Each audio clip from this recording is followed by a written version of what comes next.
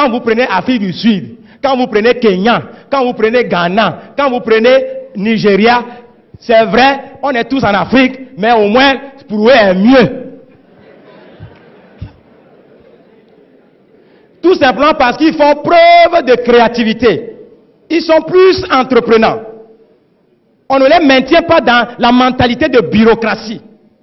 Entre-temps, je suis allé au Nigeria pour voir un peu comment la mentalité se passe là-bas.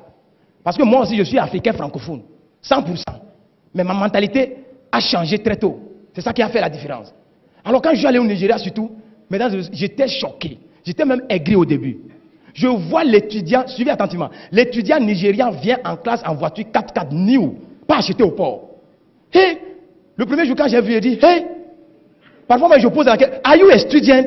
Il dit, ah, pourquoi tu poses cette question? What is your secret? Quand tu lui poses la question, quel est ton secret? Il va te dire, hey, one leg in school, another leg in business. Notre mentalité ici, notre culture ici, notre philosophie, l'éducation qu'on nous a donnée très tôt, c'est qu'un pied à l'école, l'autre pied se trouve où? Dans les affaires. Et c'est ce qui me permet, moi étudiant, ce n'est pas papa qui m'a acheté la voiture, moi étudiant, je peux m'acheter ma propre voiture neuve. Mais chez nous ici, quelle est la mentalité?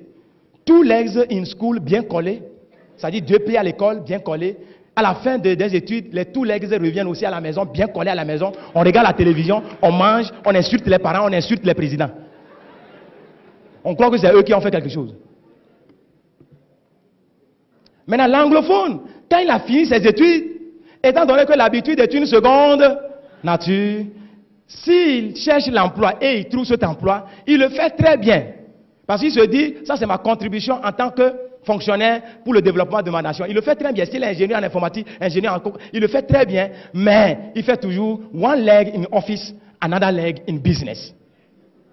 C'est ce qui lui permet de ne pas faire trop de prêts et construire sa maison, acheter sa voiture, s'occuper de ses enfants sans avoir les soucis financiers.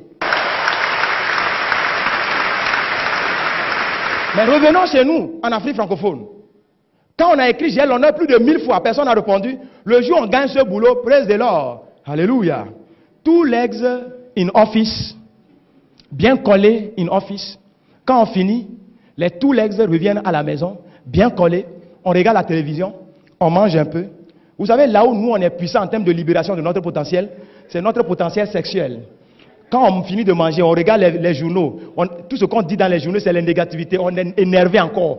On va se coucher, on libère son potentiel sexuel sur la femme. Nos femmes en Afrique francophone sont tellement fécondes, elles attrapent rapidement, elles fabriquent beaucoup d'enfants. Et quand on fabrique beaucoup d'enfants, les conséquences, c'est que les charges s'augmentent. Quand les charges s'augmentent, le matin, on se réveille, on est énervé, on court, on va au bureau, on revient le soir, on regarde la télévision, on mange un peu. Quand on est stressé, le seul endroit où on peut libérer son stress, c'est sur la femme. On libère encore, la femme attrape, on fabrique encore plus d'enfants, on va au bureau, on revient le soir, on regarde la télévision, on mange un peu, on libère encore, la femme attrape. Au lieu de dire un peu non, les femmes aussi attrapent seulement.